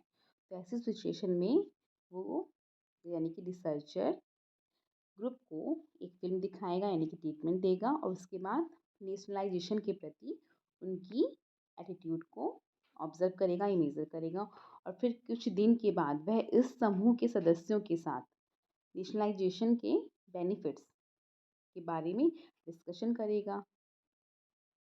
ठीक है, तथा पुनः इस डिस्कशन के इफ़ेक्ट को फिर से क्या करेगा, ऑब्ज़र्व करेगा। ठीक है, और कुछ दिन का ये जो पीरियड था वो वॉश आउट पीरियड था। ठीक है, पहले उन्होंने क्या किया, प्रो नेशनलाइजेशन पे बनी एक फ़िल्म दिखाई यानी कि ट्रीटमेंट दिया। फिर उसको क्या किया, मेज़र किया जो भी इफ़ेक्ट पड़े। फिर कुछ दिन बाद यानी कि वॉश आउट पीरियड फिर से उन्होंने क्या किया, उसके बेनिफिट्स के बारे में चर्चा की। ठीक है, तो वो फिर से ट्रीटमेंट हो गया। फिर क्या किया, उसके इफ़ेक्ट देखे तो ये फिर से क्या हो गया कि आपने ऑब्जर्वेशन किया या मेज़रिंग की। फिर क्या हुआ, कुछ दिन बाद फिर उन्होंने कुछ दूसरा काम कर लिया, तो ये क्या हो जाएगा, वॉश आउट पीरियड हो गया। ठीक है, तो इससे अंत में क्या होगा, रिसर्चर को ऑब्जर्वेशन 1, ऑब्जर्वेशन 2, ऑब्जर्वेशन 3, ऑब्जर्वेशन 4 मिल जाएगा और इन सबको आपस में क्या कर लेगा, वो कंपेयर कर लेगा और फिर स्टैटिस्टिकल टेस्ट का यूज़ करते हुए एक डेफिनाइट कंक्लूजन पे वो पहुंच जाएगा। ठीक है, फिर है नेक्स्ट हमारा non equivalent control group design. अब इसमें क्या होगा, इसको भी हम बहुत बेसिकली यूज़ करते हैं। इसे स्टडी करने के लिए जो सब्जेक्ट का जो भी ग्रुप हमें मिल पाता है, जो भी ग्रुप हमें मिल रहा है उसमें हम किसी भी तरीके का क्या नहीं कर सकते, मैनिपुलेशन नहीं कर सकते और ग्रुप्स को हमें वैसे कि वैसे ही यूज़ करना पड़ता है जिस रूप में हमें वो मिले हैं, इसलिए हम इसे इंटैक्ट ग्रुप भी कहते हैं। इंटैक्ट ग्रुप में एक ग्रुप एक्सपेरिमेंटल ग्रुप होता है और दूसरा कंट्रोल ग्रुप होता है। ये दोनों ही ग्रुप आपस में नॉन इक्विवेलेंट होते हैं, इसलिए इसका नाम non equivalent control group design रखा गया है। ठीक है, क्योंकि हम इक्विवेलेंस नहीं कर सकते, क्योंकि इन ये जो ग्रुप्स बने हैं वो सब्जेक्ट का रैंडम, ठीक है, रैंडम असाइनमेंट करके नहीं बने हैं। ये हमें जैसे मिले थे हमने इसको वैसे के वैसे ही स्टडी कर लिया है। अब इसमें हम करेंगे क्या, बस करना वही है जो सब में किया है। ये कंट्रोल ग्रुप को हमें ट्रीटमेंट नहीं देना है, एक्सपेरिमेंटल ग्रुप को पहले हमें ऑब्जर्वेशन करना है यानी कि मेजरिंग करनी है, फिर ट्रीटमेंट देना है, फिर उसके बाद फिर से हमें ऑब्जर्वेशन करना है। कंट्रोल ग्रुप में हमें ऑब्जर्वेशन करना है, ट्रीटमेंट नहीं देना है, फिर से उसका ऑब्जर्वेशन कर लेना है। ठीक है, तो बेसिकली ये नॉन इक्विवेलेंट ग्रुप है जिसका हमें ऑब्जर्वेशन करके इनके बीच में जो भी डिफरेंसेस आ रहे होंगे उसको हमें कंपेयर कर लेना है। ठीक है, यानी कि मीन गेन चेक कर लेना है। नेक्स्ट है हमारा counter balance design. Counter balance design basically Latin square management पे बेस्ड डिज़ाइन है। ठीक है, इसमें सबसे पहले हम क्या करेंगे, सब्जेक्ट्स को एक्सपेरिमेंटल ट्रीटमेंट, ठीक है, उसको हम रैंडमली ग्रुप्स में बांट देंगे। इस डिज़ाइन को crossover design, switch over design भी कहा जाता है। एक्सपेरिमेंटल ट्रीटमेंट को काउंटर बैलेंसिंग करने के लिए हम लैटिन स्क्वायर मैनेजमेंट यूज़ करेंगे, यानी कि रॉ और कॉलम में ट्रीटमेंट को मात्र हम एक बार देंगे, एक ही बार पर्टिकुलर ट्रीटमेंट आना चाहिए। ठीक है, और बेसिकली जैसे कि आप देख रहे हो इसमें कि 3-4 तरह के ट्रीटमेंट हैं। रो में एक ही बार T1 आया है और कॉलम में भी एक ही बार T1 आया है। तो इसमें बेसिकली हमारे पास ABCD 4 ग्रुप हैं, तो T1 दिया हमने, T2 दिया, T3, T4 एक बार हो गया। फिर ऐसे ही हमने B को T4 दिया, T1 दिया, T2 दिया, T3 दिया। ठीक है, M1, M2, M3, M4 क्या है, मेजरिंग हो गई आपकी। ठीक है, बस आपको ये ध्यान देना है देते समय लैटिन स्क्वायर मैनेजमेंट यानी कि रो और कॉलम में हर संख्या एक ही बार आनी चाहिए। आप देख रहे हो इसमें ना, हर बार एक ही बार आ रही है वो संख्या, तो काउंटर बैलेंसिंग हमें इसमें करनी है बेसिकली। अब है separate sample pre test post test design. इसमें क्या होगा, ऐसी सिचुएशन के लिए ये यूज़फुल है जिसमें रिसर्चर एक ही समय में सभी सब्जेक्ट्स को ट्रीटमेंट नहीं देना चाह रहा है या नहीं देने दे पा रहा है, कोई सिचुएशन ऐसी आ गई, पर इस सिचुएशन के होते हुए भी उसे सभी को ट्रीटमेंट देना आवश्यक भी हो जाता है, तो वो अपने आप को क्या करेगा, भाई ऐसा महसूस करेगा कि भाई कंडीशन तो ऐसी है कि वो सबको नहीं दे सकता, पर देना भी ज़रूरी है। तो वो ऐसे सैंपल को चूज़ कर लेगा जिसे वो ट्रीटमेंट दे दें। इसके बाद वह पुनः, ठीक है, दूसरे सैंपल को सेलेक्ट करेगा और उसे भी ट्रीटमेंट दे देगा। तो प्रत्येक सैंपल में ट्रीटमेंट देने के पहले और ट्रीटमेंट देने के बाद के बिहेवियर को मेज़र करके ऑब्ज़र्व देने के ट्रीटमेंट देने के बाद उसे क्या करेगा, ऑब्ज़र्व कर लेगा या मेज़र कर लेगा। यदि ट्रीटमेंट के बाद का व्यवहार सिग्निफिकेंटली, ठीक है, पहले के बिहेवियर से अलग होता है, तो ऐसा समझा जाता है कि ट्रीटमेंट के फलस्वरूप ही ये हुआ है। इसीलिए इसे one group pre test post test design का एक रिपीटेड फॉर्म माना गया है। ठीक है, अब इसके बाद है correlational research design. What is correlational research design? आपको पता है कि व्हाट इज़ कोरिलेशन। इस डिज़ाइन में अक्सर रिसर्चर सब्जेक्ट की एक ही ग्रुप पर 2 या 2 से अधिक बार ऑब्जर्वेशन करके स्कोर प्राप्त कर लेता है और उन स्कोर्स के सेट के बीच में कोरिलेशन ज्ञात कर लेता है। जैसे कि कोई रिसर्चर यह स्टडी करना चाहता है कि किसी स्पेसिफिक ग्रेड के बच्चों की इंटेलिजेंस और उनकी लर्निंग अचीवमेंट में क्या रिलेशनशिप है। इसके लिए वो स्पेसिफिक ग्रेड जो भी 10th 12th 5th 6th 7th जो भी ले रहा है उनके स्टूडेंट्स की ग्रुप को पहले सिलेक्ट कर लेगा, उन पे इंटेलिजेंस टेस्ट करेगा, उनका general classroom achievement test administer करेगा, 2 तरह के टेस्ट एडमिनिस्टर कर लेगा, उसे 2 तरह के स्कोर्स के सेट मिल जाएँगे। अब इन दोनों स्कोर्स के सेट के बीच में वो कोरिलेशन देखेगा और एक स्पेसिफाइड कंक्लूजन पे पहुँच जाएगा। अब कोरिलेशनल रिसर्च में हम पियर्सन के प्रोडक्ट मूवमेंट मेथड, ठीक है, का यूज़ कर सकते हैं और भी तरह के मेथड उनका यूज़ कर सकते हैं और इसमें हम one group pre debated trial design भी कह सकते हैं इसको हम।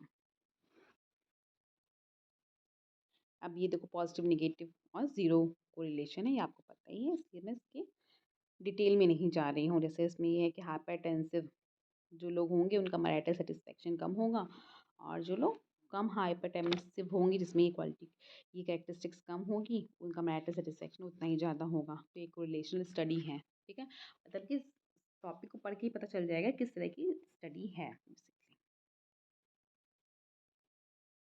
अब है case study design. Case study design जिसे हम इंडिविजुअल केस भी कहते हैं। अब इंडिविजुअल केस हमारे लिए कोई फैमिली हो सकती है, कोई यूनिट हो सकती है, कोई इंडिविजुअल हो सकता है। केस स्टडी डिज़ाइन में इंडिपेंडेंट वेरिएबल में हम किसी भी तरह का कोई भी मैनिपुलेशन नहीं करते और ना ही उसमें परिवर्तन यानी कि चेंज करने की कोई उम्मीद होती है, बल्कि हमें जिस फॉर्म में वो पर्सन या यूनिट मिली होती है हमें उसे वैसे ही स्वीकार करके उसे स्टडी करना पड़ता है। इस डिज़ाइन में स्टडी एक यूनिट की भी हो सकती है, एक फैमिली की भी हो सकती है और जैसा कि बताया एक सोशल ग्रुप की भी हो सकती है। यहाँ एक रिसर्चर इस तरीके से डेटा को कलेक्ट करता है जिसमें स्टडी किए जाने वाले जो ऑब्जेक्ट हैं या पर्सन है उसका यूनिटरी कैरेक्टर बना रहे। ऐसा नहीं हो सकता कि स्टडी किए जा रहे हैं किसी भी ग्रुप, फैमिली, सोशल या सोशल सिचुएशन को हम छोटे-छोटे ग्रुप्स में या ट्रीटमेंट ग्रुप्स में बाँट के स्टडी करें। हमें एज़ अ होल यानी कि गेस्टाल्ट प्रिंसिपल जो होता है उसको एज़ अ उसी की तरह एज़ अ होल मान के उसको स्टडी करना पड़ता है। इसी वजह से ये डिस्क्रिप्टिव स्टडी होती है ना कि एक्सप्लेनेटरी स्टडी।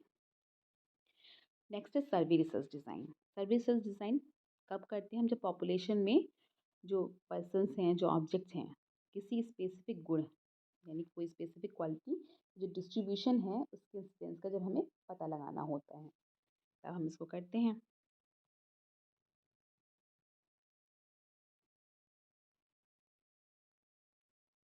और जब हमें बड़े ज्योग्राफिकल रीजन पे भी काम करना होगा तब भी हम करते हैं।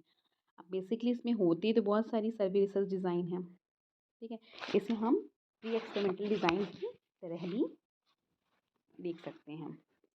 इस डिज़ाइन में वेरिएबल्स में रिलेशनशिप का जो इंटरप्रिटेशन होता है वो उसकी इंसिडेंस की स्टडी पे बेस होता है। इस डिज़ाइन में 2 या 2 से अधिक कंपैरिजन ग्रुप होते हैं और ट्रीटमेंट की जो वैल्यूज़ हैं उसके फॉर्म में हम उसे डिफ़ाइन करते हैं, ठीक है?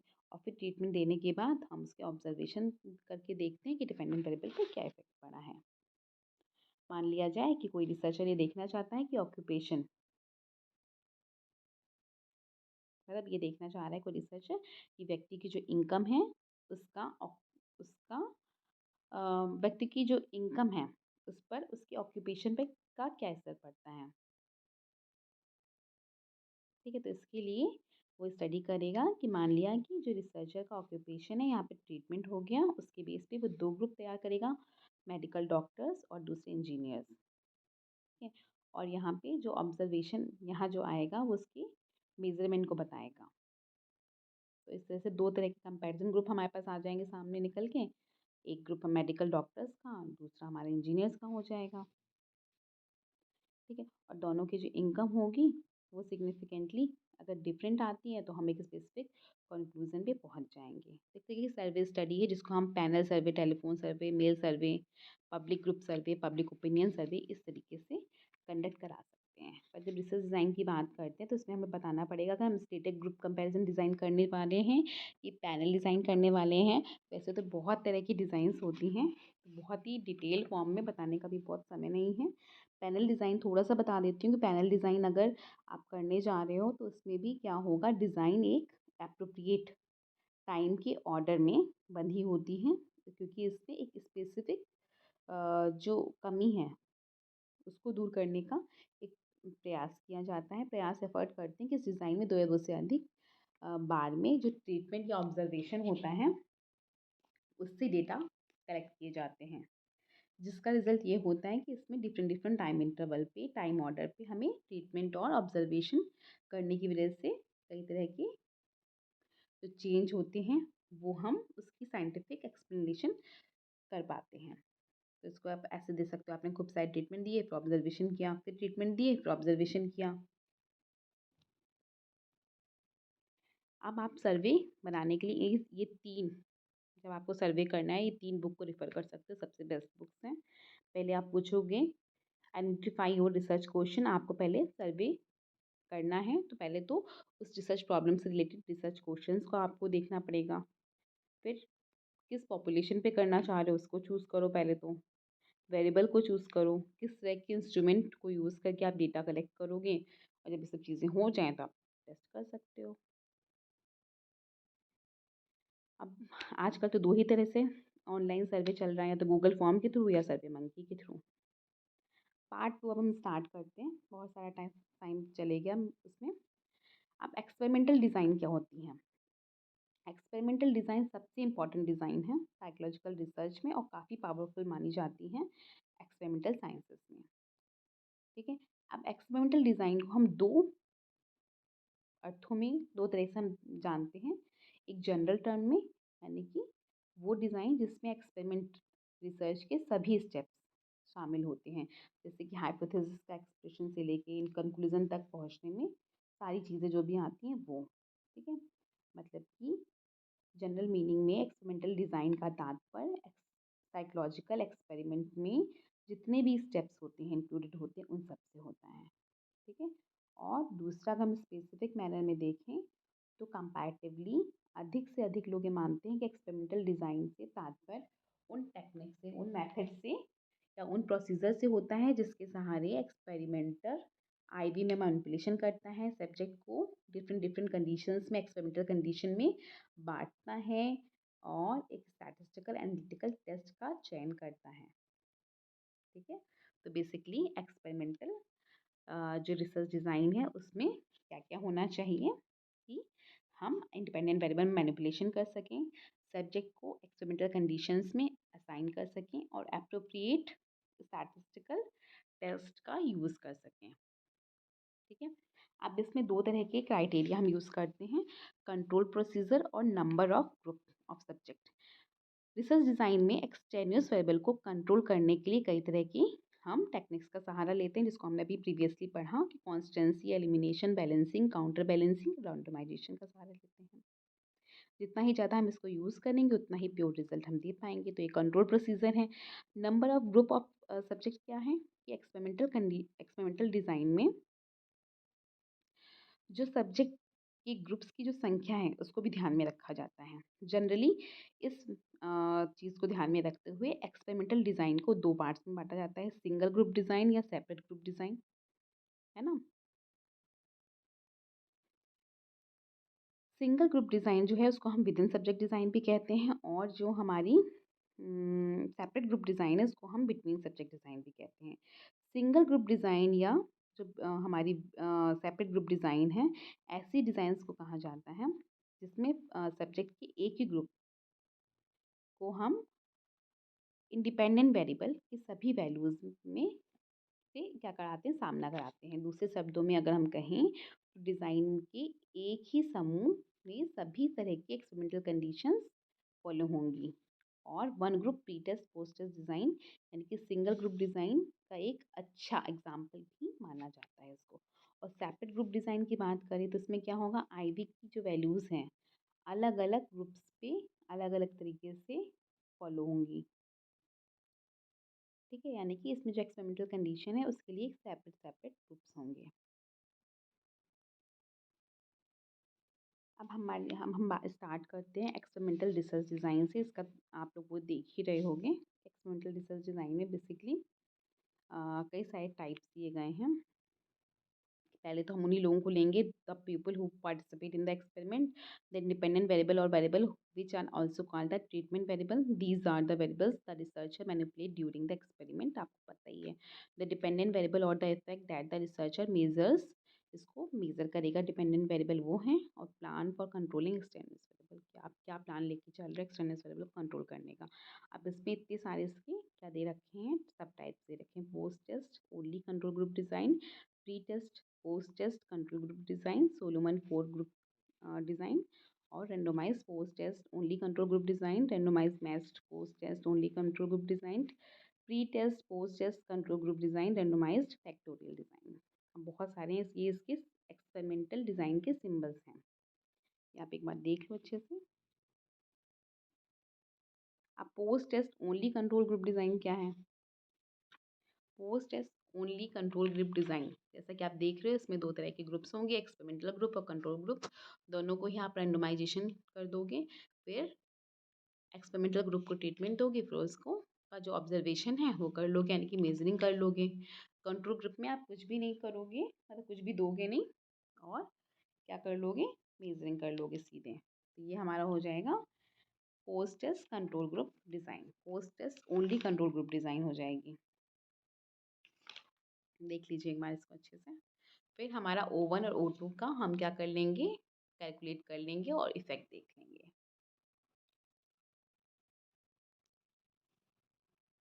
आगे बढ़ें। अब pre test post test control group design, इसमें क्या होगा, ये भी एक बहुत पॉपुलर डिज़ाइन है एक्सपेरिमेंटल रिसर्च में। इस डिज़ाइन में भी दो ग्रुप होंगे, दोनों ही ग्रुप में इंडिपेंडेंट वेरिएबल पर हम जांच करेंगे, क्या इफेक्ट पड़ता है ये देखेंगे, और ट्रीटमेंट यानी कि एक्स देने से पहले भी करेंगे। ठीक है, मतलब जो ऑब्जर्वेशन है वो हम ट्रीटमेंट देने से पहले, यानी कि जो हम एक्सपेरिमेंटल ग्रुप है उसको हम ट्रीटमेंट देने से पहले भी ऑब्जर्वेशन करेंगे, ट्रीटमेंट देने के बाद भी करेंगे। तभी इसका नाम क्या है, प्री टेस्ट पोस्ट टेस्ट। और कंट्रोल ग्रुप में क्या है, हम ट्रीटमेंट तो देना नहीं है हमें, हम रैंडम असाइनमेंट दोनों ही ग्रुप्स को करेंगे, और ऑब्जर्वेशन भी हम दोनों में ही करेंगे प्री टेस्टिंग, पर हम ट्रीटमेंट सिर्फ एक्सपेरिमेंटल ग्रुप में करेंगे और ऑब्जर्वेशन हम दोनों में करेंगे। फिर हम देखेंगे दोनों की डिफरेंसेस को। ठीक है, और फिर देखेंगे क्या डिफरेंस निकल के आया है। अब जो सब्जेक्ट्स हैं उनको दो ग्रुप्स में हम रैंडम असाइनमेंट हो जाने की वजह से क्या होगा, सिलेक्शन बायस एक्सपेरिमेंटल मोटिलिटी जो होगा वो अपने आप में ही कंट्रोल हो जाएगा। और जैसे कि हमारी टेस्टिंग इफेक्ट की वजह से जो इंटरनल वैलिडिटी जिस पर बहुत ही एक एडवर्स इफेक्ट पड़ता है, ये सब भी अपने आप ही कंट्रोल हो जाएंगे। नेक्स्ट है हमारा सोलोमन 4 ग्रुप डिज़ाइन। इतना आपको समझ में आ गया? आगे बढ़े सोलोमन ग्रुप डिज़ाइन पे। तो सोलोमन 4 ग्रुप डिज़ाइन जो है इसमें बेसिकली 2x2 फैक्टोरियल डिज़ाइन का एक विशेष टाइप है। इसे सोलोमन ने 1949 में दिया था, इसे सोलोमन 4 ग्रुप डिज़ाइन भी कहते हैं। इसका नोटेशन आप देख ही रहे होंगे कैसा है, कि इसमें 4 ग्रुप्स होते हैं, और ग्रुप के सब्जेक्ट का जो सिलेक्शन होता है वो रैंडम असाइनमेंट के बेस पे ही किया जाता है, और उन्हीं इन 4 एक्सपेरिमेंटल ग्रुप्स में असाइनमेंट भी हम रैंडमली ही करते हैं। और अगर ध्यान से अगर आप देखें इस डिज़ाइन को, तो ये रैंडमाइजेशन सिर्फ post test control group design तथा pre test post test control group design का ही क्या है, कॉम्बिनेशन है। देखो, अगर ध्यान से देखो आप, तो randomize post test only control group design और pre test post test control group design का ही कॉम्बिनेशन देखने को मिलेगा आपको। इस डिज़ाइन में दो एक्सपेरिमेंट एक तरह से एक साथ किए जाते हैं। ठीक है, इस स्टडी में दो ग्रुप ऐसे हैं जिन्हें हम क्या कर रहे हैं, ट्रीटमेंट यानी कि एक्स दे रहे हैं। दो एक्सपेरिमेंटल ग्रुप ऐसे हैं जिन्हें हम ट्रीटमेंट यानी कि एक्स दे रहे हैं, और बाकी दो कंट्रोल ग्रुप ऐसे हैं जिन्हें हम ट्रीटमेंट नहीं दे रहे हैं। और इस डिज़ाइन में एक्स के इफेक्ट को हम चार तरह से देख सकते हैं। देखो आप लोग, दिख रहा है ना, O2, O1, O4, O3, O2, O4, इस तरह से दिख रहे हो, O5, O6। तो इस डिज़ाइन में जो भी डेटा हमें मिलेगा उसको हम एफ टेस्ट द्वारा क्या करेंगे, कैलकुलेट करके देख सकते हैं, स्टैटिस्टिकल कैलकुलेशन कर सकते हैं। थोड़ी सी डिफिकल्ट होती हैं पर हमें बहुत ही सॉलिड रिजल्ट और वैलिड रिजल्ट मिलेगा। समझ में आ गया होगा ना अभी ये सब जितना बताया। अब नेक्स्ट है हमारा randomized post test control group design. सब एक जैसे ही हैं आपस में, बस थोड़ा थोड़ा सा माइनर सा डिफरेंस है। इसमें भी क्या है, क्या कर रहे हैं हम, रेंडोमाइजेशन है ही हमारा। ठीक है, अब इसमें क्या करना है, एक्सपेरिमेंटल रिसर्च में ये डिज़ाइन भी बहुत ज़्यादा पॉपुलर है, क्योंकि post test only equivalent design भी इसे कहते हैं। इसका नोटेशन आप देख ही रहे हो वो कैसे किया गया है। इस डिज़ाइन में सब्जेक्ट्स के दो ग्रुप हैं जिन्हें हम रैंडमली असाइन कर रहे हैं। ट्रीटमेंट एक ही ग्रुप को दे रहे हैं, दूसरे ग्रुप को ट्रीटमेंट नहीं दे रहे हैं। पहले ग्रुप को जिसको हम ट्रीटमेंट दे रहे हैं that is called the experimental group, जिसको नहीं दे रहे हैं that is called the control group. ये दोनों ही ग्रुप रैंडम असाइनमेंट की प्रोसेस से ही बने हैं, इसलिए ये इक्विवेलेंट होते हैं। शायद यही रीज़न है कि इसकी डिज़ाइन का जो नोटेशन है, ठीक है, उसे हम डैश लाइन में नहीं दिखाते। जब डैश लाइन अगर कहीं दी हुई है तो समझ लेना कि वहाँ रैंडमाइजेशन नहीं अपनाया गया है। ठीक है, और इसमें जितने भी सब्जेक्ट को हम चुनेंगे वो पॉपुलेशन से रैंडमाइजेशन का टेक्निक को चुनकर ही आए होंगे। और ट्रीटमेंट देने के बाद एक्सपेरिमेंटल ग्रुप का डीपी पे हम क्या कर लेते हैं, मेजरमेंट, तथा एक्स नहीं जब हमें दिया है हमने जिस ग्रुप को, उसको भी हम क्या करेंगे, ऑब्जर्वेशन करेंगे, उससे भी हम स्कोर निकाल लेंगे। तो इन दोनों ही ग्रुप्स पे हमें जो स्कोर्स मिलेगा उसके मीन का हम सिग्निफिकेंट डिफरेंस देख लेंगे, एफ टेस्ट लगा के, टी टेस्ट लगा के, मैन विटनी यू टेस्ट लगा के। और इसमें हम रेंडमाइजेशन क्यों यूज़ कर रहे हैं, ताकि हमारा एक्सटेन्युअस वेरिएबल अपने आप ही कंट्रोल हो जाए। ठीक है, जैसे कि फॉर एग्जांपल अगर हम देखना चाहते हैं कोई एक्सपेरिमेंटर 10 10 व्यक्तियों को चूज़ करता है 50 या 100 में से रैंडमाइजेशन की प्रक्रिया द्वारा, और फिर इन 10 सब्जेक्ट को दो ग्रुप्स में रैंडमली असाइन कर देता है, यानी कि एक्सपेरिमेंटल ग्रुप में, कंट्रोल ग्रुप में। मान लो कि कोई एक्सपेरिमेंटर ये देखना चाहता है कि वर्बल टास्क के रिटेंशन पर पनिशमेंट का क्या इफेक्ट पड़ता है, तो प्रयोगकर्ता ये हाइपोथेसिस बना सकता है कि पनिशमेंट देने से रिटेंशन स्कोर बढ़ जाएगा। तो इस डिज़ाइन के अनुकूल एक ग्रुप को हम क्या करेंगे, लर्निंग करते समय एक्स देंगे यानी कि पनिशमेंट देंगे, और दूसरे ग्रुप को हम सीखते समय कोई भी एक्स यानी कि कोई भी पनिशमेंट नहीं देंगे, यानी कि कंट्रोल ग्रुप होगा वो। उसके बाद दोनों ही ग्रुप पे जो भी रिटेंशन स्कोर आएगा उसके हम मीन के सिग्निफिकेंस डिफरेंस को टी टेस्ट से या एफ टेस्ट से या मैन विटनी यू टेस्ट से देख लेंगे, तो सिंपली ये निकल के आ जाएगा हमारा। जैसे कि ये मैंने पूरा एक्सपेरिमेंट यहाँ पे बताया हुआ है, पूरी सारी चीज़ें लिखी भी हुई हैं, इसको आप इसमें देख सकते हो।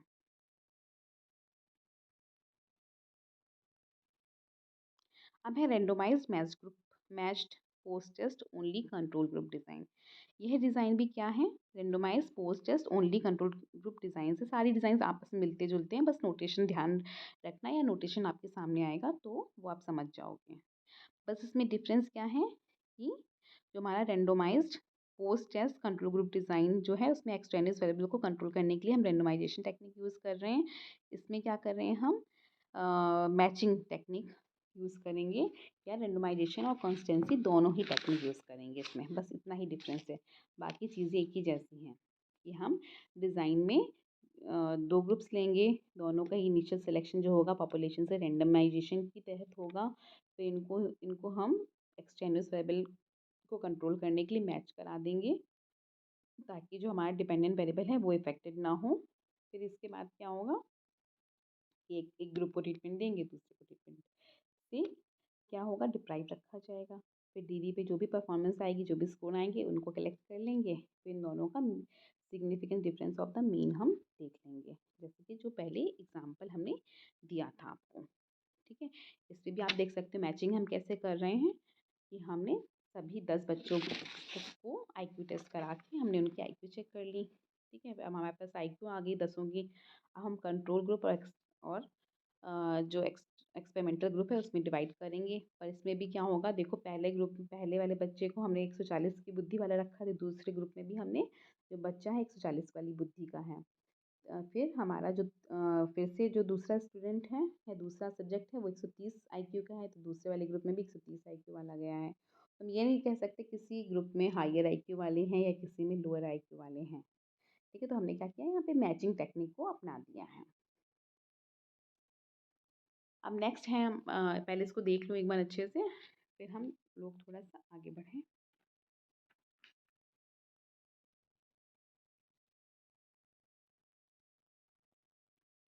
ठीक है, अब इसके बाद है हमारा pre test post test control group design.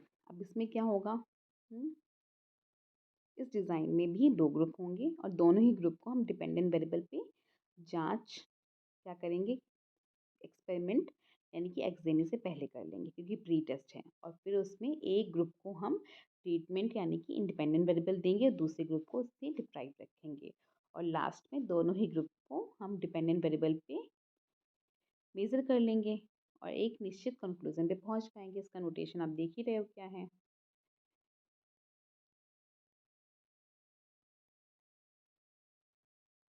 ठीक है, सेम वैसे ही है जैसे हमने पहले पिछले वाले किए हैं।